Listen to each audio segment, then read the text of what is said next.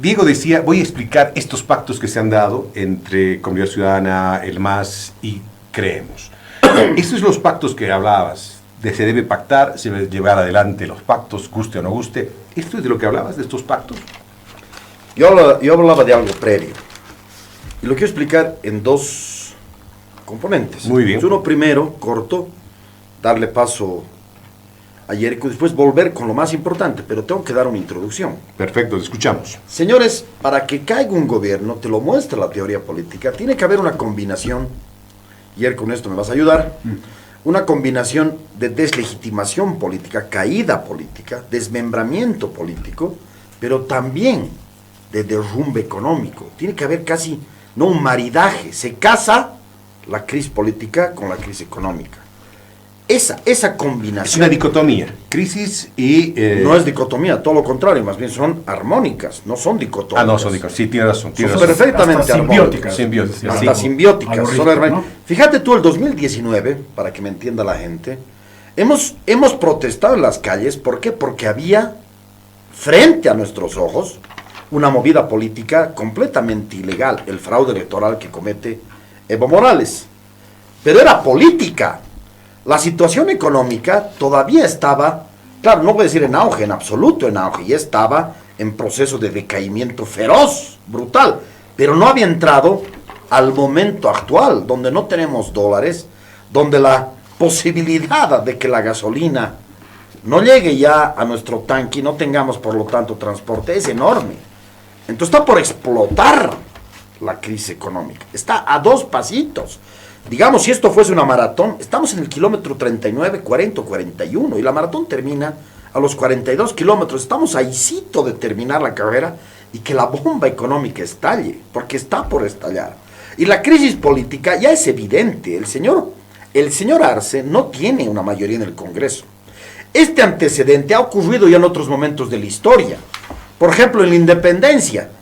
Me voy bien atrás, pero son muchos ejemplos, son 7 ejemplos en realidad. Pero la independencia, ¿qué tenía? En 1781 hay unos indígenas que se llaman Tupac Katari y Tupac Amaru que hacen una rebelión política, te debilitan a la corona y debilitan a los Borbones. Pero después de eso viene inmediatamente en 1803 una sequía tremenda y empezamos a exportar menos plata, a mandar menos plata a España, casi una quinta parte de lo que mandábamos. Por lo tanto, hay una crisis económica. Sumada a esa crisis política, ambas juntitas y hermosas, de la manito, promueven la independencia de 1809 a 1825, porque la situación era desesperante, se casa la crisis económica con la crisis política. Eso está por ocurrir ahorita, eso está a 2 días de ocurrir. ¿Después de cuánto tiempo, históricamente hablando? Del 2005, ¿no? Del 2005, yo diría un poquito antes. El 99 ya tenemos una crisis económica que dura hasta el 2003 y manda al basurero a muchos presidentes y los deslegitima. Y todo eso sumado a que tú empiezas a matar en el Chapare y empiezas a matar en el altiplano, ¿se acuerdan ustedes? Las movilizaciones 2003, que ocurre una combinación perfecta entre el declive económico, el decaimiento económico y esta crisis política que es inminente. Se estaba soportando nomás la crisis económica y nadie se levantaba. Estábamos incluso haciendo diálogos, ¿se acuerdan?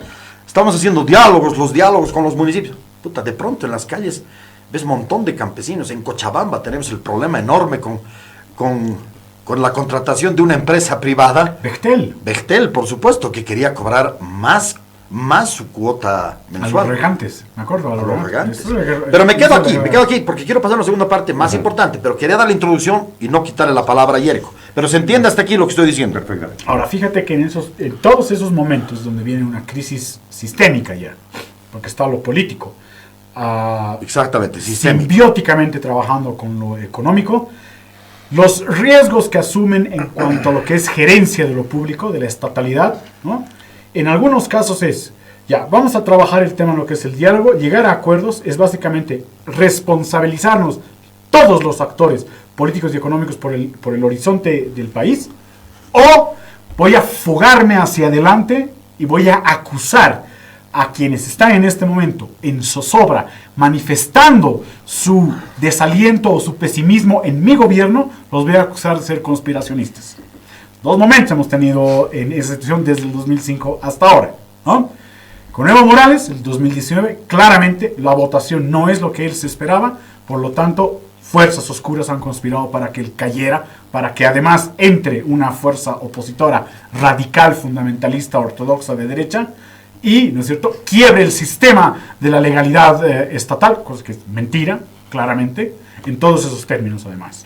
Sí eran de derecha, pero no eran ni ortodoxos y tampoco rompieron el sistema legal.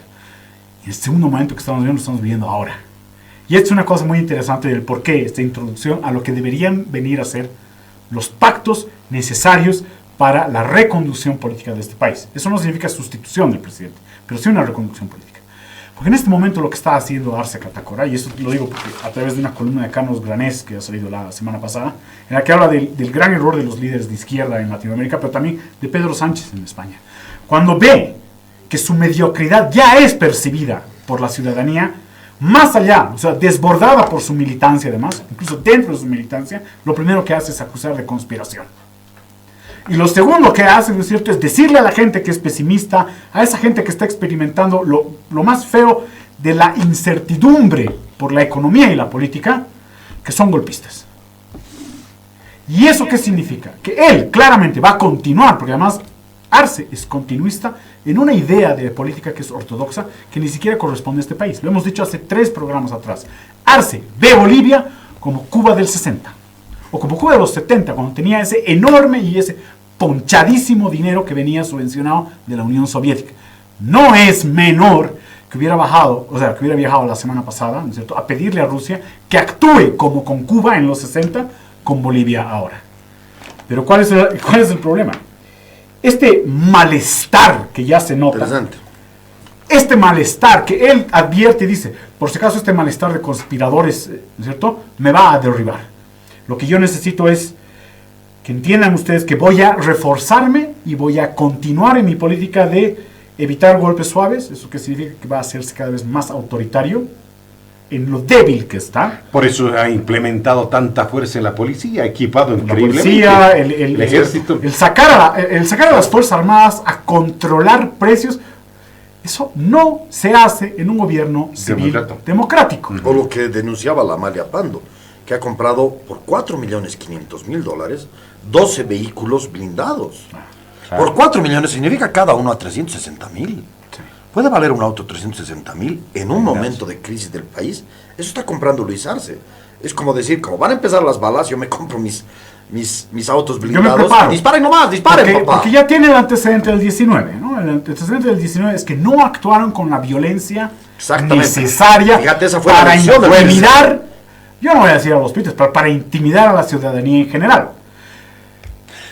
Goni, por ejemplo, tampoco actuó con la violencia necesaria para intimidar o subsumir al alto, más o menos, ¿no? Estaba al punto. Yo estoy segurísimo que si duplicaba la cantidad de asesinatos... Lo hizo, mató, ¿no? Sí, asesinatos además. No estoy diciendo así, muertes de casualidad. No, asesinatos. Más de 60 personas fueron asesinadas en el... Con Carlos Sánchez Berzaín. Sí, como ministro de Gonzalo Sánchez de Lozada, con Carlos Sánchez Berzaín, ¿no es cierto?, que ahora trata de hacerse el purificador de la democracia, etcétera, etcétera, ¿no es cierto?, hubieran triplicado ese monto de asesinados. Es muy probable que sí, ahí la ciudadanía hubiera dicho, estamos en una situación en la que esto es a muerte. Ahora, ¿qué te quiero decir esto para el tema de lo que estamos viviendo en este momento? Arce ha denunciado ya una conspiración. Arce ha denunciado que hay golpes suaves. Arce ha denunciado que hay sabotaje a la economía, cuando en realidad lo que queda claro es que el único que ha saboteado a la economía con un modelo fallidísimo, ni siquiera es fallido, fallidísimo, es él. Es él. ¿Te acuerdas que hace un tiempo atrás decíamos, Arce está obsesionado con que o Bolivia sea la China de Mao de los 50, del salto, del gran salto, de los 60, no. O la Cuba de los 60. Y esto ya con esto quiero cerrar, porque además esto es importante para determinar cuál va a ser el lenguaje con el que nos va a hablar. Quiero aumentar algo, ¿sí? Rápidamente. Arce es muy probable que nos salga más o menos con los términos con que a los cubanos les hablaba Fidel y con los que le habla Díaz Canel ahora, ¿cierto? Estamos pasaron del periodo especial, un periodo interesantísimo, a lo que le llaman ahora, me parece como la coyuntura, algo que es una cosa que me parece interesantísima, de este libro que es bellísimo, que es de Carlos Manuel Álvarez, un cubano, se llama Los Intrusos, que es premio anagrama de crónica, en el que habla de cuáles son los lenguajes, cómo les habla más o menos a los cubanos estos burócratas mediocres, además, ¿no? Y les dice que pasan del periodo especial a una situación coyuntural. La economía es una situación coyuntural, esto va a pasar. Vamos a volver al auge. Esa es también una de las grandes promesas que hace Evo Morales. Ojo con eso, ¿ah? Porque no es cierto, ya no vamos a volver al auge. Por supuesto que no. Y cualquiera que esté diciendo vamos a volver al auge, Es Evo Morales demagogia. o Luis Arce Catacora, sí, o Luis Arce Catacora, es una situación coyuntural, es una mentira. Es una mentira. Le toca a Diego a yo. Por favor, 2 minutos, por favor, para irnos a la pausa. No, 2 minutos, me va a tomar 3:30. 3:30. ¿Sí? A ver, me parece que con todos los antecedentes que da Yerko, nos podemos centrar al problema central que está viviendo Bolivia. Por favor, escúchenme bien, porque me parece, claro, cuando tú eres presidente, tienes muchos problemas, 45 problemas, que en vivienda, que el cambio climático, que se están entrando al Amazonas tratando de robar algunos Miles y árboles. miles de problemas. Aquí no. Hemos llegado a un momento en que el problema se ha encapsulado y termina siendo casi un solo problema. ¿Cuál es ese problema? Ya sabemos en lo económico todo lo que está pasando, ahorita lo reitero, pero vamos a lo político. Quiero entrar a lo político porque me parece algo inédito lo que está pasando. ¿Cómo gobierna el señor Luis Arce sin tener mayoría en el Congreso? Y la respuesta es bien simple y la voy a explicar en 3 sentidos, bajo un precepto de partida. ¿Cuál es ese precepto de partida? Gobierna con sus amiguitos del Tribunal Constitucional. Sí. Los señores del Tribunal Constitucional son sus guaruras, los señores además prorrogados, son sus guaruras dispuestos a sacar cualquier normativa con tal de que ustedes estén hundidos. ¿Cómo?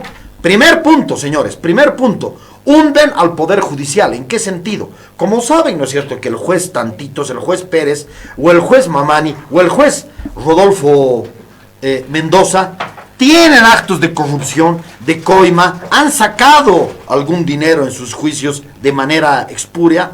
Entonces les dicen, señores, saquen ustedes en este momento un amparo constitucional y mándenlo a la sala constitucional. Y si no hacen, los acusamos. ¿Quién es el actor de esto? Por supuesto, el general de todo esto, el mariscal de toda esta movida, es Iván Lima. Con eso logras destruir al Poder Judicial. Es un Poder Judicial que le dice, pero yo quiero actuar de una manera objetiva, serena, nada. Si no pones esa demanda de amparo constitucional esta noche, no digo mañana, esta tarde, mañana te caen a vos sin juicios y te voto. De tu juzgado en lo penal, de tu juzgado en lo civil, te voto. Primera cosa, control absoluto del Tribunal Constitucional hacia el Poder Judicial. Segunda cosa, control absoluto del Tribunal Constitucional hacia el Tribunal Electoral. El Tribunal Electoral, como siempre en la historia de Bolivia, dice, vamos a tener elecciones. Se han aprobado además 2 leyes, la 073 y la 075. Vamos a ir a elecciones. No, un momentito, van a ir a elecciones. Esas elecciones son ilegales. Y el Tribunal Constitucional saca lo que se llaman autos constitucionales. Es decir, es una reglamentación propia de delitos, diciendo, eso es ilegal. ¿Quién te está impidiendo que el Tribunal Electoral funcione de manera autónoma? El Tribunal Constitucional. Y tercer punto, el más importante, fíjate esto. ¿Qué es lo que hace una asamblea legislativa? ¿Qué es lo que hace un congreso? 2 cosas, legislar y fiscalizar. Puede legislar, saca la 073 y la 075 y te la prohíben.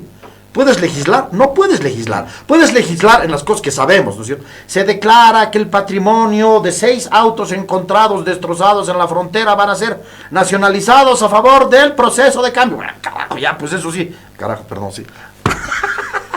No, ya nacionalizamos, pues, ¿no? Pero en todo caso, no se puede legislar en las cosas importantes. Y fiscalizar. Podríamos interpelar, que eso se lo hace siempre, en cualquier país del mundo. Sí, y concluyo con esto. Podríamos interpelar a quienes, a los ministros. Ahora no se puede. ¿Qué es lo que ha dicho don Israel Campero? No se puede, trabajan su derecho laboral, no los puedes interpelar. Están trabajando. Los puedes fiscalizar, claro que sí, sí. Pero fiscalizar sin interpelar, no pasa nada. No pasa nada, ¿no? Es como dar besitos y querer embarazar a alguien solo con besitos. No lo vas a lograr. Les planteé una pregunta antes Pero de la concluyo pausa. con esto Sí. severamente. Señores, tienes un Tribunal Constitucional que está actuando conjuntamente con el gobierno, impidiendo que cualquier oposición salga. Ahora, solo concluyo con esto. Si llegas a hacer las elecciones judiciales, le has tumbado el principal bastión de poder del gobierno. Se cae el gobierno. Es decir, ese inmenso poder que tiene, no a veces tan inmenso, no. Es inmenso el lunes, pero el martes posiblemente ya no exista. Esto. Muy bien. La pregunta que quiero dejarles planteada es la siguiente. Si tiene tanto poder el Tribunal Constitucional, podría decirle, chao, Luchito, Gran no pa- pasa nada, ¿no? Yo me Por favor, quedo, ¿no? por Yo favor. me quedo. Con esto Y- rápido, y 20 segundos la te paso. siguiente es, En el siguiente round. Comienza tú, por si el favor. gobierno tiene el Tribunal Constitucional y el Tribunal Supremo Electoral, tiene todo, absolutamente todo, y puede manejar. Si tienes por el mucho Tribunal tiempo. Constitucional, Me tienes todo. van a responder después de la pausa. Vamos a la pausa, por favor, y enseguida retornamos.